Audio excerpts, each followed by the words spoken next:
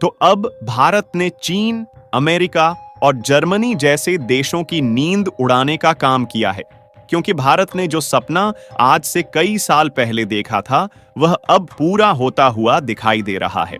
और अभी तक आपने यही सुना होगा कि भारत वैश्विक खिलाड़ी के रूप में उभर रहा है और भारत का एक्सपोर्ट दुनिया के बड़े बड़े देशों में बढ़ रहा है। लेकिन अब यह सुनने की बात नहीं रह गई, बल्कि भारत ने पिछले कुछ सालों में जो मेहनत की थी, उसका परिणाम सामने आ चुका है। ये बात हम नहीं कह रहे हैं, बल्कि खबर निकल कर आ रही है कि भारत वैश्विक खिलाड़ी के रूप में उभर चुका है और भारत के द्वारा पेट्रोलियम, जेमस्टोन यानी कि रत्न और शुगर जैसे कुछ अन्य प्रोडक्ट के एक्सपोर्ट के मामले में पिछले 5 सालों में पहली बार भारत ने ऐसी जीत हासिल की है कि उस आंकड़े को देखने के बाद आपको भी भारत पर गर्व महसूस होगा। और कुछ सेक्टर में तो इंडियन प्रोडक्ट की डिमांड इतनी तेजी के साथ बढ़ी है कि इस समय भारत दुनिया का तीसरा सबसे बड़ा एक्सपोर्टर बन चुका है। और आपको बता दें कि किसी भी देश की जो कमाई होती है, वह सामानों के एक्सपोर्ट बढ़ने से ही होती है। इसीलिए इसका सीधा असर भारत की इकोनॉमी पर पड़ रहा है और भारत की इकोनॉमी के आगे बढ़ने की रफ्तार और भी ज्यादा तेज हो चुकी है। पूरी अपडेट क्या है, इस वीडियो में समझते हैं। लेकिन आगे बढ़ने से पहले इस वीडियो को लाइक करके चैनल को सब्सक्राइब जरूर कर लीजिए, क्योंकि यह आपके लिए 1 सेकंड का काम है, लेकिन इससे हमारी काफी बड़ी मदद होती है। असल में देखा जाए तो दुनिया का कोई भी देश हो, फिर चाहे वह चीन, अमेरिका, जापान और जर्मनी जैसे टॉप इकोनॉमी वाले देश हों, या फिर बांग्लादेश, पाकिस्तान और श्रीलंका जैसे बेहद ही कमजोर अर्थव्यवस्था वाले देश हों, आज के समय में इन देशों की अर्थव्यवस्था जो कुछ भी है, वह केवल 2 ही चीजों पर डिपेंड करती है। पहली बात तो ये है कि उस देश का एक्सपोर्ट दूसरे देशों में कितना है, क्योंकि जिस देश का विदेश में जितना ज्यादा एक्सपोर्ट होगा, उस देश में विदेशों से उतना ही ज्यादा पैसा आएगा। और कुछ देश ऐसे हैं जहां पर विदेश से काफी सारे टूरिस्ट घूमने आते हैं, जिससे विदेश के टूरिस्ट द्वारा उनके देश में सर्विसेज को लेने में और खाने पीने की वस्तुओं को खरीदने में जो कुछ भी खर्च किया जाता है, वह देश की इकोनॉमी के लिए काफी ज्यादा बेनिफिशियल होता है। क्योंकि विदेश का कोई भी व्यक्ति जब किसी दूसरे देश में घूमने जाता है, तो सबसे पहले अपनी विदेशी करेंसी को एक्सचेंज करके वहां की बैंक से लोकल करेंसी लेता है, जिससे उस देश का विदेशी मुद्रा भंडार बढ़ता है। कुल मिलाकर अगर देश की इकोनॉमी को बढ़ाना है, तो किसी न किसी माध्यम से दूसरे देशों से पैसा खींचकर अपने देश में लाना होगा।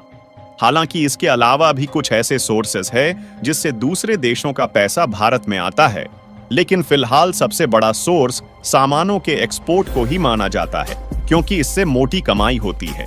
यह ठीक उसी तरीके से काम करता है जिस तरीके से घर का कोई भी सदस्य अपने घर की आर्थिक स्थिति मजबूत करने के लिए या तो किसी सामान की मैन्युफैक्चरिंग करके उसे बेचकर कमाई करता है, या फिर किसी दूसरे के द्वारा बनाए गए सामानों को मार्केट में बेचकर उसमें से कुछ कमीशन खींचता है। यानी कि एक शब्दों में कहा जाए तो जिस देश का जितना ज्यादा व्यापार मजबूत रहेगा, उस देश की अर्थव्यवस्था उतनी ज्यादा मजबूत रहेगी। और हाल ही में जो खबरें निकल कर आई हैं, उससे भारत के व्यापार की चर्चा विदेश तक फैल चुकी है। क्योंकि आप इस रिपोर्ट में साफ साफ देख पाएंगे कि भारत इस समय एक्सपोर्ट के मामले में वैश्विक खिलाड़ी के रूप में उभर चुका है, जिसमें भारत ने पेट्रोलियम प्रोडक्ट, जेमस्टोन यानी कि रत्न और शुगर जिसे चीनी कहा जाता है, इन तीनों के मामले में रिकॉर्ड तोड़ जीत हासिल किया है। जिसके साथ साथ इन सारे प्रोडक्ट के मामले में भारत टॉप एक्सपोर्टर बन चुका है। और यदि अकेले पेट्रोलियम प्रोडक्ट के एक्सपोर्ट की बात की जाए, तो पिछले 1 साल में भारत के द्वारा लगभग $84 बिलियन का एक्सपोर्ट किया गया है। वैसे तो 2018 के समय पेट्रोलियम एक्सपोर्ट के मामले में भारत का स्थान 5वें नंबर पर था, लेकिन इस समय भारत दुनिया का दूसरा सबसे बड़ा पेट्रोलियम एक्सपोर्टर बन चुका है। वैसे देखा जाए तो भारत में पेट्रोलियम का बहुत ही कम प्रोडक्शन होता है, लेकिन भारत में काफी बड़ी बड़ी रिफाइनरी कंपनियां मौजूद है, जिनमें से जामनगर रिफाइनरी जो कि गुजरात में मौजूद है, यह दुनिया की सबसे बड़ी रिफाइनरी है। इसीलिए हमारे देश में भले ही कच्चे तेल का प्रोडक्शन कम होता है, लेकिन रूस और सऊदी अरब जैसे देशों से सस्ते दामों में क्रूड ऑयल इंपोर्ट करके इन्हीं रिफाइनरीज का इस्तेमाल करके डीजल, पेट्रोल जैसे अन्य उपयोगी फ्यूल में कन्वर्ट करते हैं। इसके बाद ज्यादातर हिस्सा तो भारत में ही कंज्यूम हो जाता है, लेकिन इसका एक बहुत बड़ा हिस्सा हम लोग भारत के पड़ोसी देशों के साथ साथ यूरोपीय देश में एक्सपोर्ट करते हैं। और आपको जानकर खुशी होगी कि इस समय पेट्रोलियम एक्सपोर्ट के मामले में भारत दूसरा सबसे बड़ा देश तो बन ही चुका है, साथ ही पेट्रोलियम का एक्सपोर्ट यूरोपीय देशों में लगातार बढ़ता ही जा रहा है। और इस समय दुनिया भर का जो 13% पेट्रोलियम मार्केट है उसे भारत अकेले कंट्रोल कर रहा है। इसके अलावा कीमती पत्थरों के क्षेत्र में भारत ने जो ग्रोथ हासिल किया है वह वाकई में सोचने लायक है, क्योंकि साल 2018 के समय कीमती पत्थरों के एक्सपोर्ट में भारत दूसरा सबसे बड़ा देश था और उस समय लगभग 16% मार्केट भारत के कंट्रोल में था। लेकिन पिछले 5 सालों के अंदर आज भारत ने 2 गुना से भी ज्यादा ग्रोथ हासिल किया है और लगभग दुनिया का 37% एक्सपोर्ट मार्केट भारत के कब्जे में आने के साथ साथ इस समय भारत दुनिया का सबसे बड़ा कीमती पत्थरों का एक्सपोर्टर बन चुका है। और इसके वैल्यूएशन की बात की जाए तो वह 1.5 बिलियन अमेरिकी डॉलर हो गया है। और इसी तरीके से भारत के एग्रीकल्चरल प्रोडक्ट गन्ना और चुकंदर से बनाई जाने वाली चीनी के एक्सपोर्ट ने पिछले 5 सालों में इतिहास के सारे रिकॉर्ड को तोड़ दिया है। और साल 2018 के समय में इसका जो एक्सपोर्ट 1 बिलियन डॉलर से भी कम था, वह 4 गुना बढ़ने के साथ साथ लगभग 3.25 बिलियन डॉलर पहुंच चुका है। और शुगर के मामले में भी दुनिया भर के लगभग 12% मार्केट का कंट्रोल इस समय भारत के हाथों में आ चुका है, जहां पर भारत के द्वारा शुगर की डिमांड दिन पर दिन बढ़ती ही जा रही है।